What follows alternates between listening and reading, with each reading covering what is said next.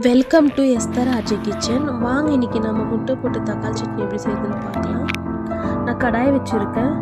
அதில் தேவையான அளவு எண்ணெய் ஊற்றிருக்கேன். 1/4 டேபிள் ஸ்பூன் சீரகம் போட்டுக்கலாம். 3 காஞ்ச மிளகாய் ஆட் பண்ணிக்கலாம். அது பொரிஞ்சோன்னே இப்போ நம்ம வெங்காயம் ஆட் பண்ணிக்கலாம்.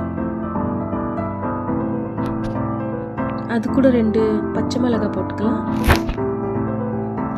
கொஞ்சமாக கருவேப்பிலை ஆட் பண்ணிக்கலாம். இப்போ நல்லா அதை வதக்கி விட்டுக்கலாம். வதக்கியாச்சு. இப்போ இது கூட நம்ம தக்காளி ஆட் பண்ணிக்கலாம்.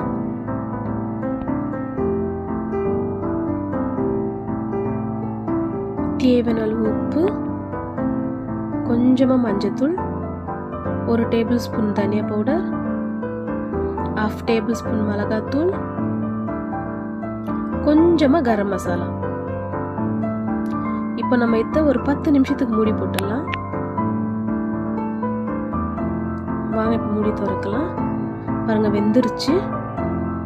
அப்படியே இப்போ நல்லா நம்ம கலரி விட்டுக்கலாம். கொஞ்சம் இப்போ நம்ம கட் பண்ணி வச்சிருக்க கொத்தமல்லி தூவி விட்டுக்கலாம்.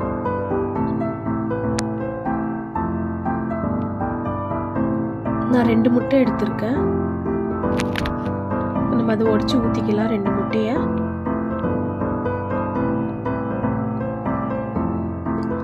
கொஞ்சம் அப்படி இப்படி திருப்பி விட்டு கொஞ்ச நேரத்துக்கு அப்படியே ஒரு 5 மினிட்ஸ் லோ ஃப்ளேம்லேயே வச்சு அதை நம்ம பரட்டி விட்டுக்கலாம்.